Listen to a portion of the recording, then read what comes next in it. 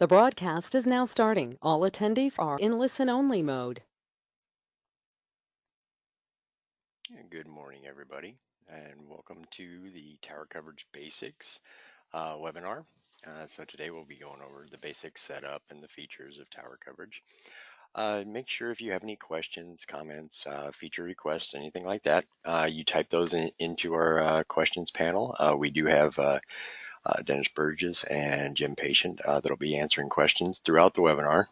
We also will go over any questions and the answers to those at the end of the webinar.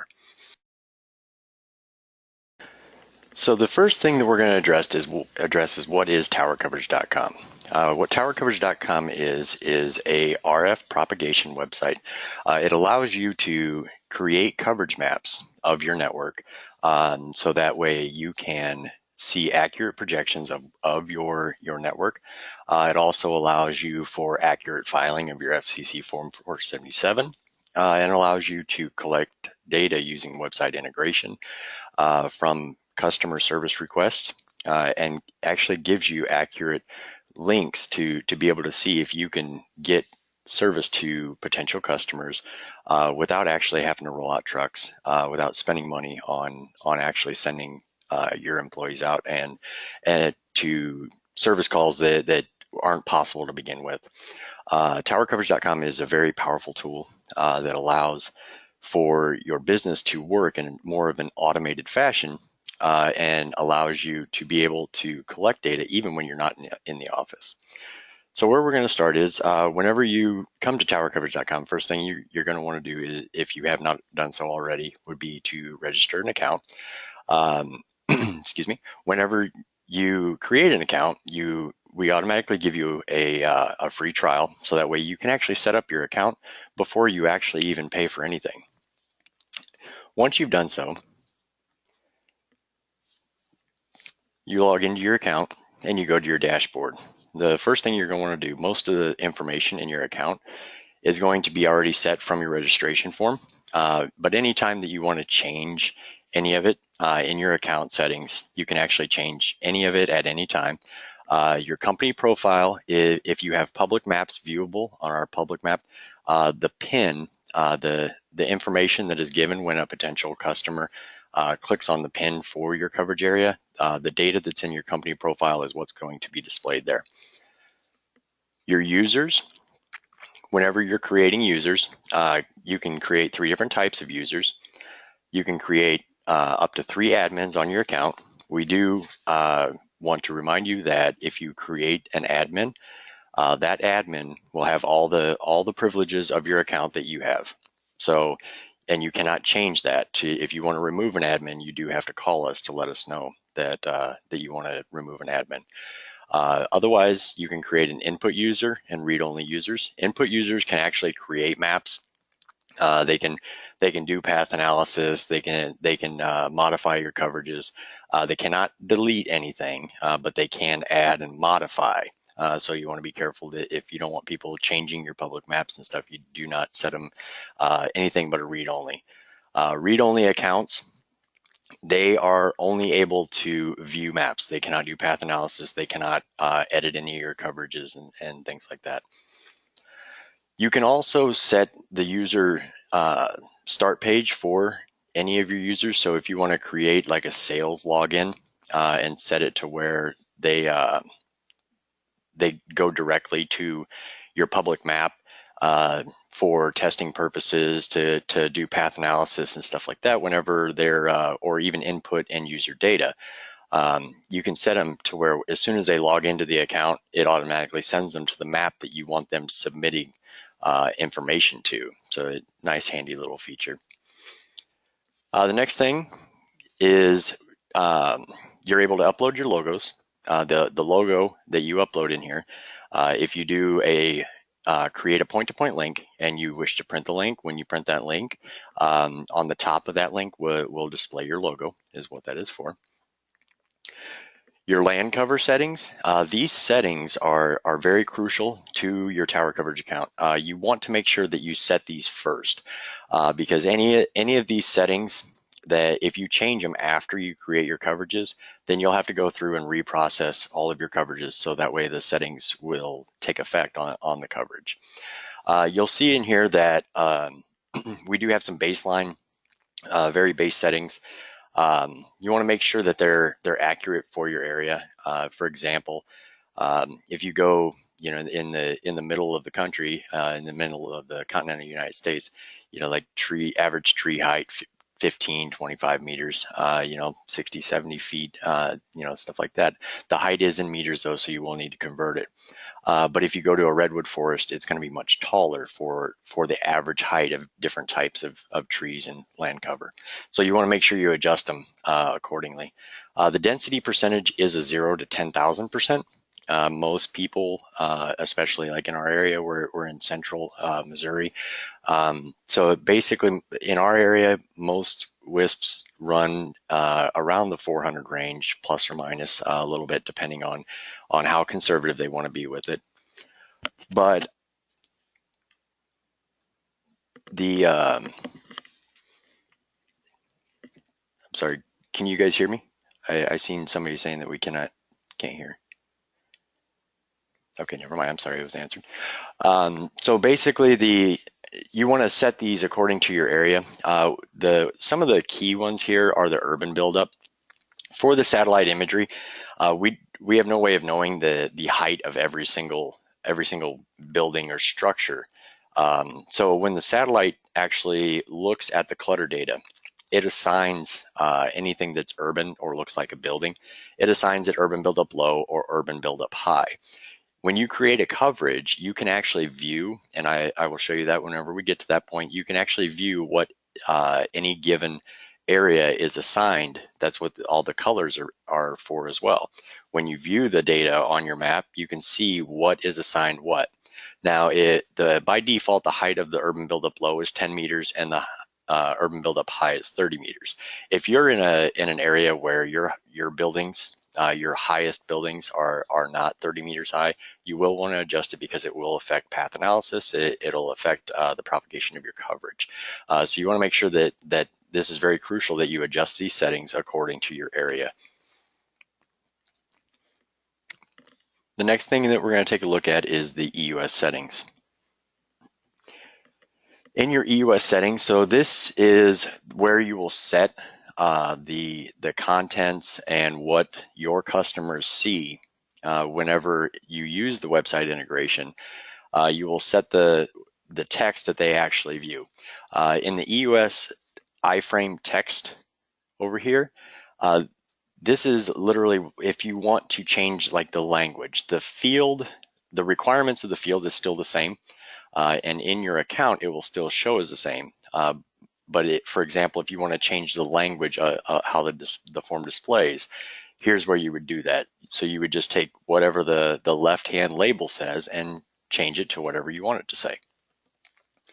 Your Google Analytics will actually make tower coverage and your EUS system actually show up on your Google Analytics. It's exactly what it says it is. And then the EUS iframe settings.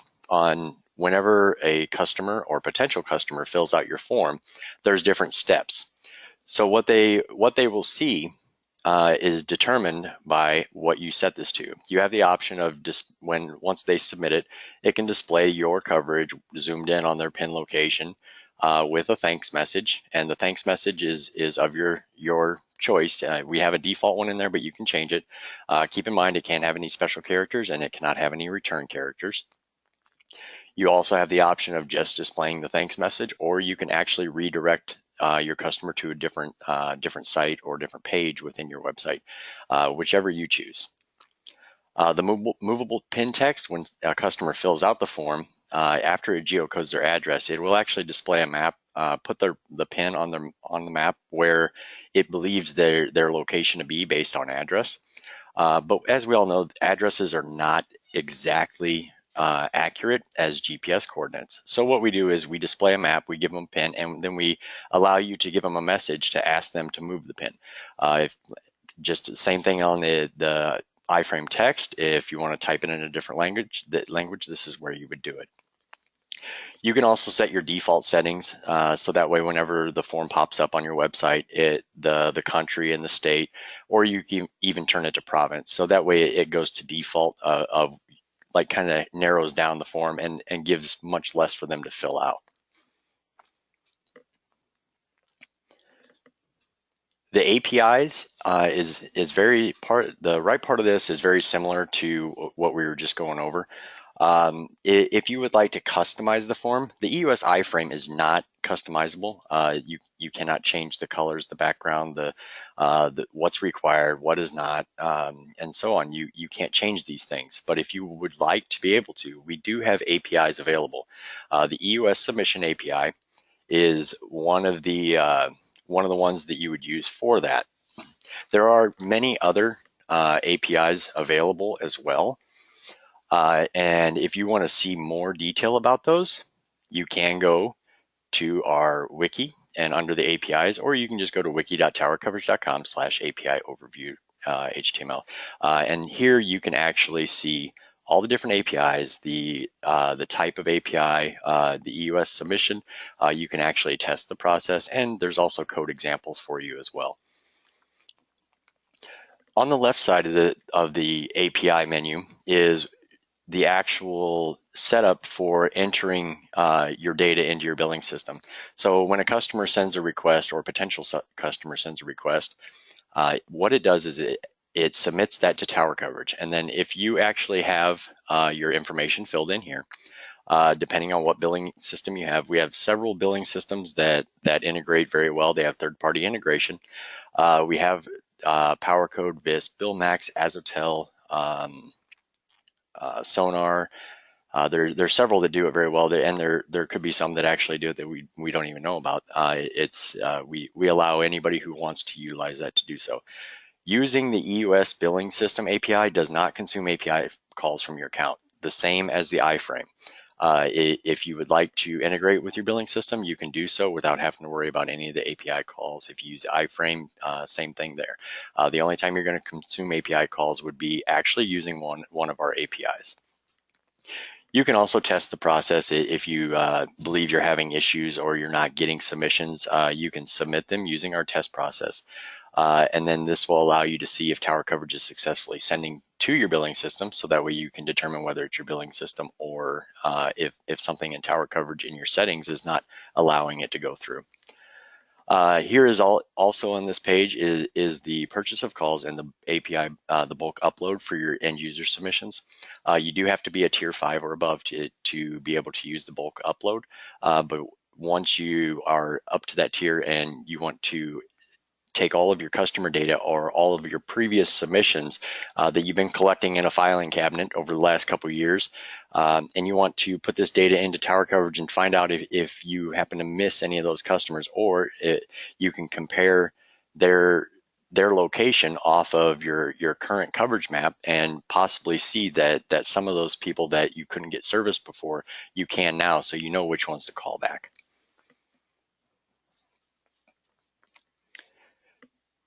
When you're creating maps and coverages, there's a large list of antenna patterns within Tower Coverage already. If you do not see it, the one that you wish to use, we do have it available for you to be able to put those in yourself.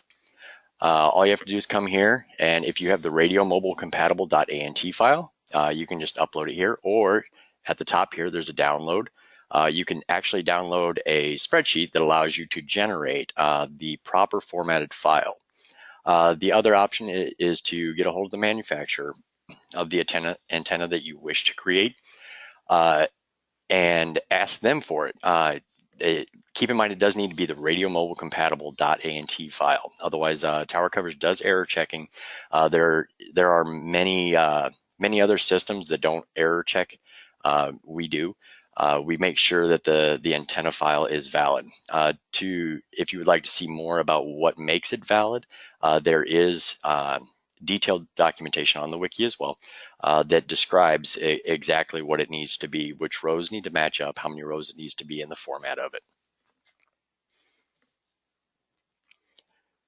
And like we said before, if you do have any questions, our contact information is down here. You can always email support@TowerCoverage.com, or you can give us a call. Our business hours are 8 a.m. to 5 p.m. Monday through Friday Central Time. So now we're going to go back to our dashboard. So once you have your account all set up, you'll see that there are many different options to carry on from there. The first thing that you're going to want to do is to get your sites imported into Tower Coverage. You're going to go to the new site. You have several different options when you're creating a site. At the top, you can enter the address or a location, and it will actually search Google Maps and try to locate that position. You can simply click on the map. Anywhere you click, it's going to move the pin marker to that location, and it's also going to update the latitude and longitude. If you're using your laptop or a mobile device to connect to it, whenever you want to create a site, you can also just simply click Find My Location, and it'll move the pin to your location, and then you can adjust it from there. Your site name is required, so you have to put some kind of site name. We do suggest that it's something identifying, so that way you know what it is. Default height, you can put it in meters or in feet. If you put it in feet, it will convert it to meters for you. Latitude and longitude are also required, but you can use DMS. If you use degrees, minutes, seconds, it will automatically convert it for you as well, latitude and longitude. Keep in mind that when you're entering the latitude and longitude, if you're in the northern hemisphere, latitude will be positive, and if you're in the southern hemisphere, it'll be negative. Same thing for the longitude. Western hemisphere is negative, eastern hemisphere is positive. Your description and your group is not required. You can use these for several different things. On your MultiMap, if you have pins displayed, it'll make it to where you can click on those, or your sales team can click on them. If you put the description of what the speed capabilities of the tower are, anything like that, anything you wish to use them for. You can also select a color, whatever color you want the pin to be. You can use those for identifying different things as well. So what you're going to want to do is identify different things or different types of towers, so that way you can keep track of which ones are backbone towers, repeaters, so on and so forth, or primary sites. We do have the option of downloading an import template as well. On that import template, you want to make sure that you put everything in the correct format. It's the same thing as if you were entering them one by one into the site. So you're going to want to put a site name. You're going to have to give the latitude and longitude. You will not be able to use DMS if you use the bulk import. The description and group can also be left blank on the template, and the default height you have to at least put a 0. But then you save it as a CSV and you import it in. The next thing that you're going to want to do after you create a site is you can either create a coverage or you can create a radio system, so that way you can apply the radio system to all of your different coverages. If you have a lot of your sectors and towers that have the same setup, the best thing to do is create a radio system, and then you can just use it as essentially a cookie cutter. As I said before, you're able to select from one of our many default antennas. If you don't see it in here, we do have some generic antennas in there. So that way you can create your coverage maps without having to obtain the files, or you can use one that's very similar. Your antenna azimuth, this is a positive whole number only, 0 to 360, 0 and 360 both being due north and going around. Your antenna tilt, this is for mechanical tilt. If you use a antenna pattern that is within tower coverage, the electrical tilt is already taken into account. Down tilt is a negative value, up tilt is a positive value. Your antenna gain, the frequency that you wish to use, your TX power, you can put that in dBm or in milliwatt and it will convert it for you. Your TX line loss, if you're using LMR or something like that, any line loss for your setup, you will need to calculate that out for the best accuracy. Your client average antenna height. This is in an area where all the houses and all the installs that you're going to be doing, if they're one-story ranch houses, then that's what you would set the average to. If the average is 2-3 story houses, stuff like that, you would just take into account what the average for the area for any given coverage is. Your client antenna gain, we do suggest that you put whatever the largest capable for the installs off that sector.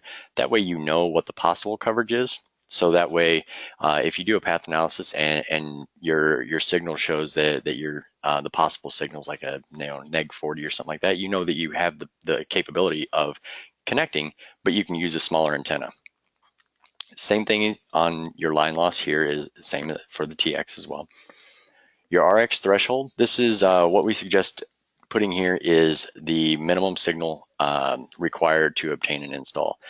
So if you send your installers out and if they get a neg 75, if you would tell them don't install that, then you're not going to put that.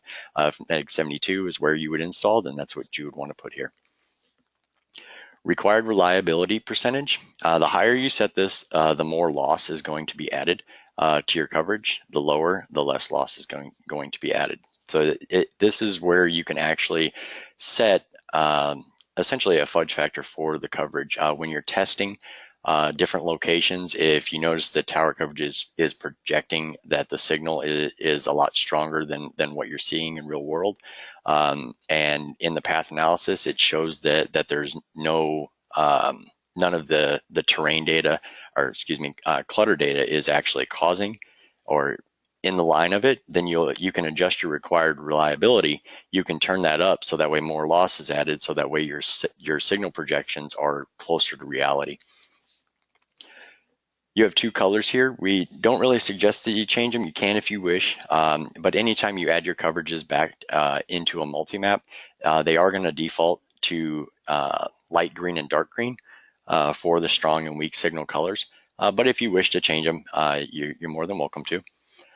Your strong signal margin, this is where the difference is between the strong and the weak signal. So if you have an RX threshold of a neg 70, and your strong signal margin is set to 10, then what's going to display on your map is anything that is a neg 70 through a neg 60 is going to display in red.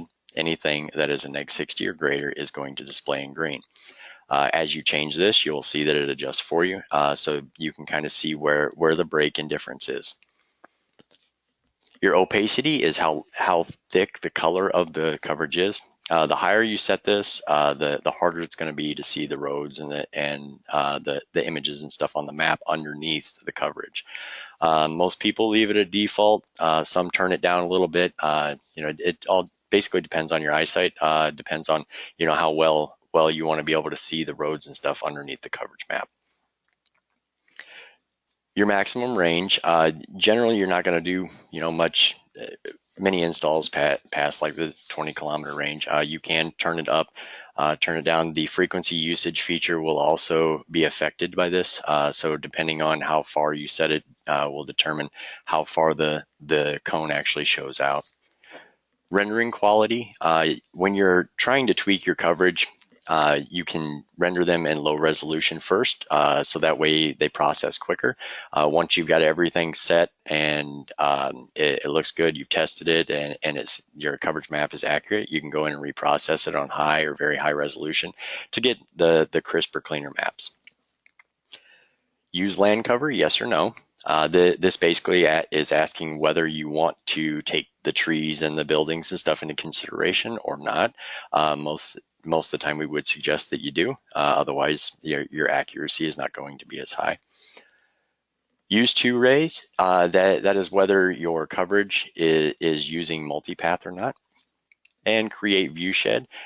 If you turn the create viewshed on, what it does is ignores your land cover density settings and turns all of the densities up to maximum density.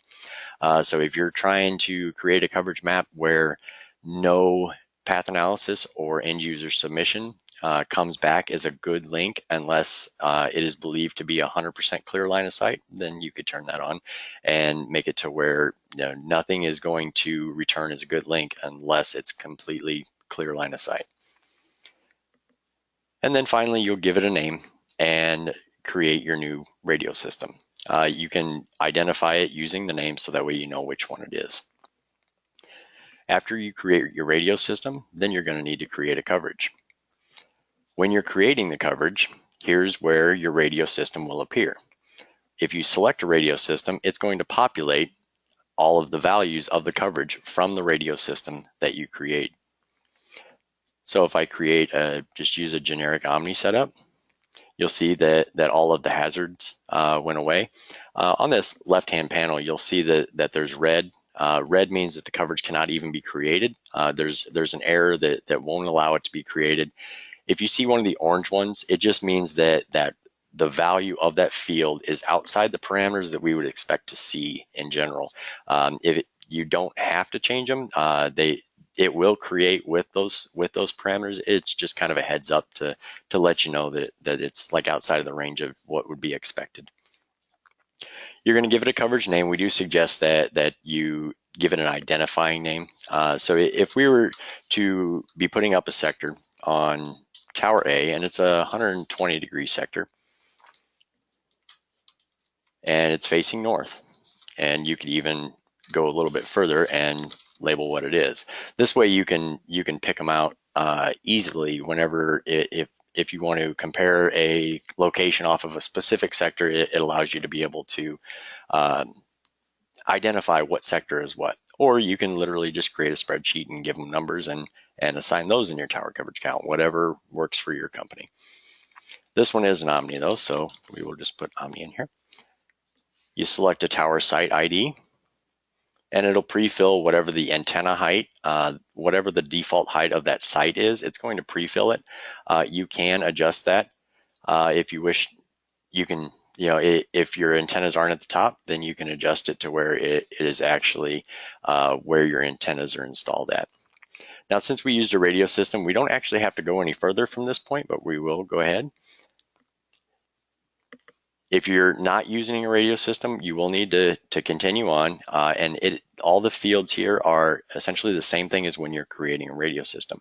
One of the differences is that you're going to want to set your azimuth if you're doing sectors. If you set the azimuth of an Omni, it is not going to affect it at all. And your exact center frequency, this is not in the radio system because it's going to be different per sector or per antenna. So if you set your exact center frequency, once your coverages are all in a multi-map, then you can use the frequency coordination feature. This allows you to actually be able to see each of your sector's center channel visually represented in a different color. This way you can actually tell if you're causing self-interference with yourself within your network. You do not have to put anything in there. It is not a required field though. This is the same thing on the radio system, your average client height, your average client gain, and the line loss for it, and then your system performance settings as well.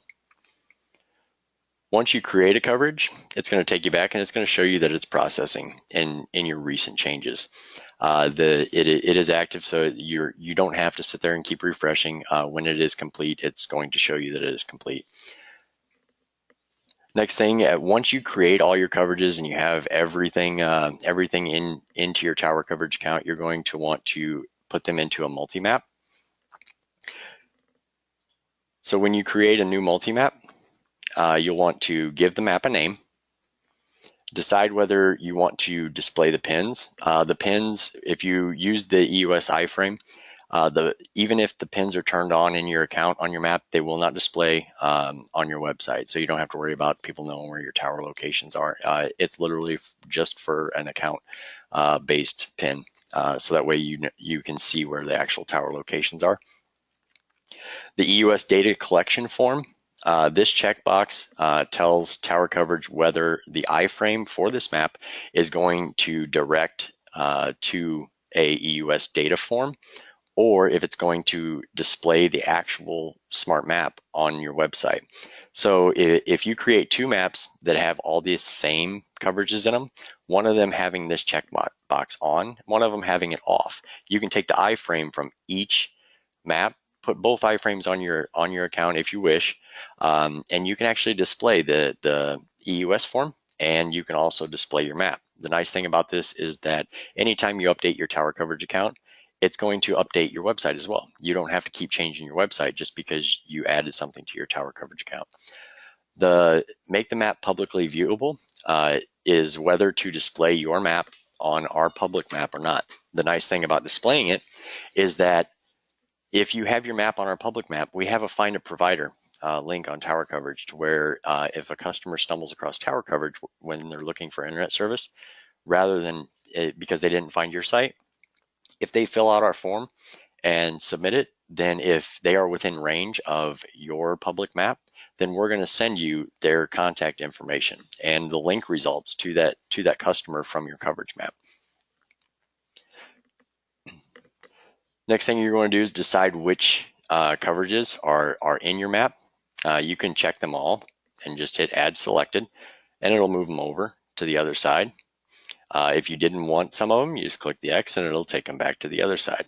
You can also just narrow it down to where you put something in that you could actually put the name of a tower and it would sort your coverages and it would hide everything but the ones that are in the tower name. Check them all, add those. It's only going to add the ones that were viewable at the time that you checked all and hit add selected. Once you do that, you can create your map. And then once your map is created, you can open up your map. This one here, this map here, for example, is a map that has the data collection form turned off. Once you're in your MultiMap, there's a whole bunch of features that you can utilize within the MultiMap. There is a test feature here. So as you can see, the website integration for this map, because the data collection is turned off, is not going to actually display the form. This one is going to display the actual map on your website. You can change it by adding, same thing as when you're creating. And then down here in the right, there's all the other options as well. So we'll actually reprocess this one so you can see that.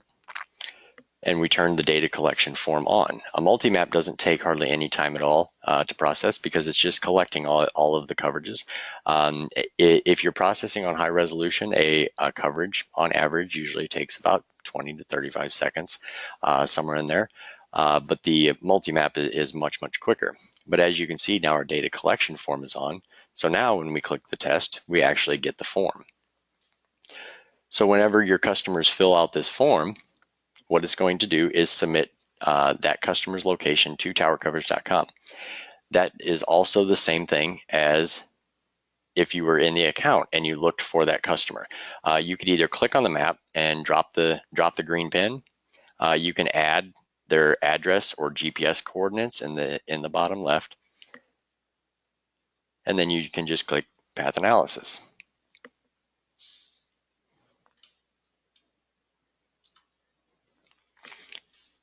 Then what's going to happen is it's going to open up the new tab for you, and it's going to show the 6 best possible links from that customer location to anywhere on your network. So what this does is it takes that customer's location and then it looks first at the beam width of each coverage, and if that customer is outside the beam width of the coverage, it removes that one. If it's outside the distance maximum, it removes that one. And then it will check the rest of them and it will order them from best to worst, showing you which coverage that customer could possibly get to. We do have the slider here that will actually allow you to narrow down where specific problem areas are. So for example, if you were to set it right here, it shows you that your path is going to have issues right there, and that's the cause of why the signal is so poor. You can change and view all the different ones, all the different available link paths just by simply clicking on them. You also have the ability to view all the ASR towers for tower coverage, that the FCC has in the ASR database. These are all the registered towers that are greater than 200 feet. So they're not going, all the smaller towers are not going to show up. But if you click on any given one, if you can actually go to the link and it'll take you to the FCC registration page for that tower.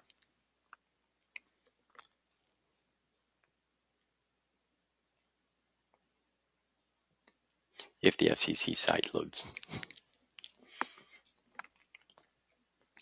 You also can change the viewable type of the map.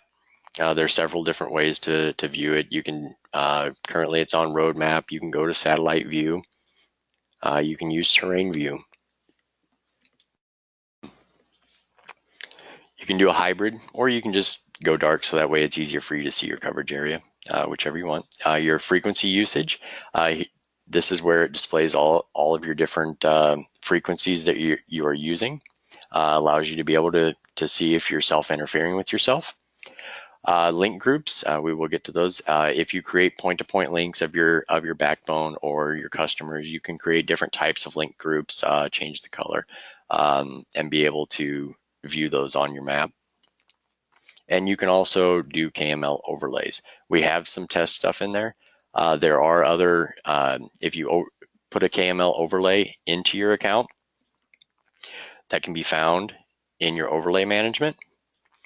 Due to Google restrictions, Google Map restrictions, it does have to be a KML and it does have to be less than 3 meg.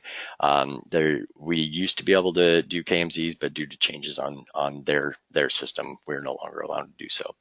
So if you have a very large one, you can always just split it up into different pieces and put those into your account and just label them 1, 2, 3 or something like that. So that way you can have your entire overlay in there as well. There is a radar feature, so that way you can see what the from Weather Underground, it'll actually display the active radar as to what's going on in the area for the weather. There also is your coverage area size and the population based off of census data. It is there isn't currently a way for us to determine, households or anything like that. It's just the population count that your coverage is covering. Once you have it all integrated onto your website, as we went over before, anytime they fill out that form, it's going to come to your account. And what it's going to do is give you this. This will also be emailed to you. Anytime it's filled out, you will receive an email to up to 5 email addresses. You can send it to a group on your email server, whatever you choose. But they will receive the link path results for all of the submissions. You can come here and modify, change, whatever you wish to do. The pin type, whenever you get a new submission, it's always going to come through as a new EUS submission. If you wish to track any of the customer requests that you were unable to get service to, we do suggest that you keep up on these, because it makes it to where your sales team can literally just open up your MultiMap in the morning and look for yellow pins. On your map, these will display however they are in your data. So if it's a new submission, it's going to be yellow. If you come here and the sales team sees that that all the links are good, you can change it to a serviceable pin. So that way when the installers or your manager of your installers is looking for, scheduling the installers for the day, they can look for the serviceable pins. Then that allows them to know where to send your installers to. And then at the end of the day, any of the customers that were actually installed, you can change them to installed pins. So then you're able to track your customers. That if you don't have a CRM that you can export your subscription data for the 477, this is very handy. You can sort your EUS data by installed and just download the CSV of your installed customers, and that gives you their latitude, their longitude, their address, their name. All the information that's stored here goes into a CSV for you, so that way you can create your subscription data to to streamline that, and then if you don't have somebody to do it for you, we can do that for you as well through our network services. That does fall under billable time, but we can do it for you. But it simplifies it so that way you have much less work to do on your end. Now, if they were to open this submission and it was unable to be installed or all the links are not possible, you can just change this to no service. Then what that allows you to do is track all of the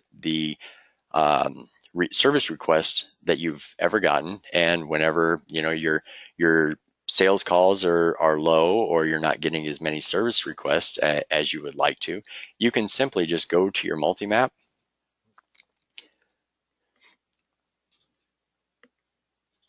and view your EUS data. So all of your EUS data that comes through will display on your map. And this is what I was saying before, is that if your sales team comes in and they see yellow pins, all they have to do is click on it and go to that one and call the customers, analyze whether it's serviceable, not serviceable, identify in the comments as to whether they contacted them. And that way you don't have to try and keep track of all this stuff in some spreadsheet somewhere. It's all done for you in here. All you got to do is keep it up to date. If you keep track of these, the next thing that you're going to be able to do is you can create a saved search. So we can call this no-goes. And in your saved search, you can say, show me all the duplicates. So even if two different people, say 3 years ago, Tom Jones submitted a submission from a certain address, but he moved out, somebody else moved in, they submitted a submission. So that way you can see that. Or if you don't want to see it, if you say don't show me duplicates, anything that has the same address won't appear. It will only show the most recent one. So it's totally up to you which one you want to see. We select show me only the no service pins and we submit the search. So what that's going to do is show me the no-go submissions, the no service pins only. Anytime you open up this saved search, it is not going to just show you the ones that are in that search at the time that you created it. Anytime you open the saved search, it's going to update the saved search to all of those, not just the ones at the saved search. So creating templates for a saved search, you have your no-goes, your installed, your serviceable, anything that is within a certain distance of a specific tower. You can select a tower site and select a distance from it and no service. So basically what this does is leads into the next step of tower coverage. So what you're going to be able to do at that point is once you have a safe search, like a no-go safe search, you can select a tower and say, give me 30 kilometers from that tower and all the no-goes. Then what you're going to do is create a best tower. And what you're able to do with that best tower is you select your saved search from your best tower. So say, give me all my no-goes and create. You're going to give it a name. So, no-go. Select whether you want land cover to be seen as penetration or an obstacle or no land cover at all. The basic settings of the type of install or the type of tower you would build and what you would set up on it and how high you're going to put the antenna on the tower. Once you've done so, you can create the new best tower. Now, this does take quite some time to process. It is doing a lot of calculations, many calculations.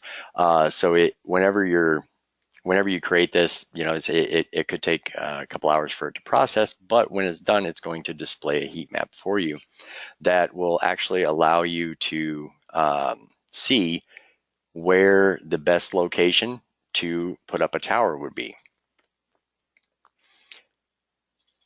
And let's see, I'm going to actually give you an example of that as well. But the idea behind it is to be able to actually see using your best tower results.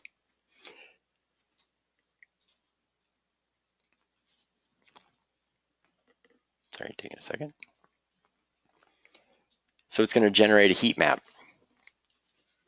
And what you get to see here is what it does is takes all of the locations submitted in that saved search, and then it determines what location, using the settings that you provided in the best tower creation, it determines the cooler the color is on the map, the less number of connections that were able to be made using your settings. The hotter the color, the more number of connections that were possible.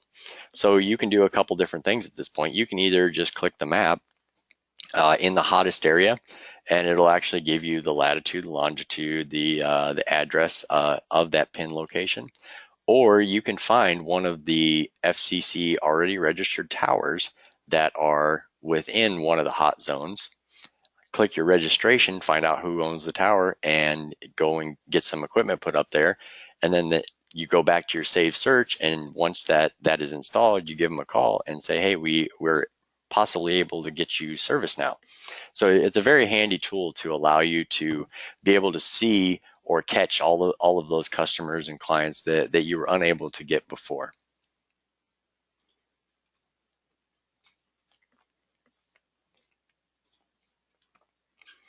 All right, so, and with that, we'll take a look and see if there's any questions that anybody has here.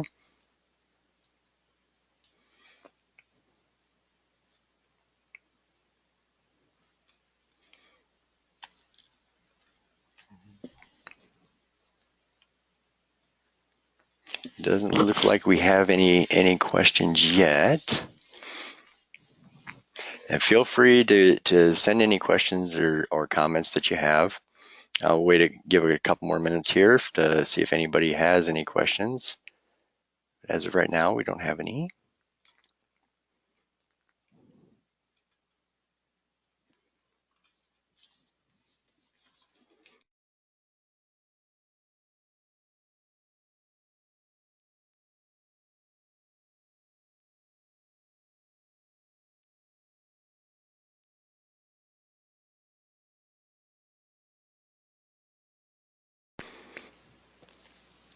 It doesn't look like we're getting any. So, as I said before, if you do have any questions, please feel free to take a look at the wiki. There's a lot of good information on there.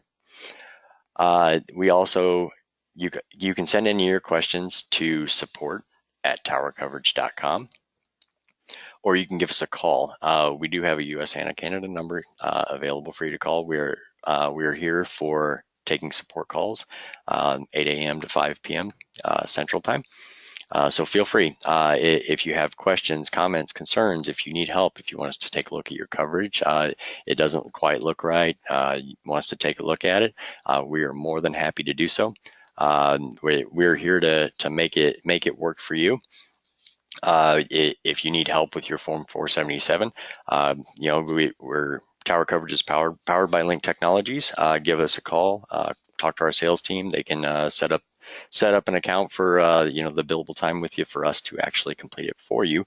Minimal information required, because if your Tower Coverage account is set up, it makes it to where we can actually help you out.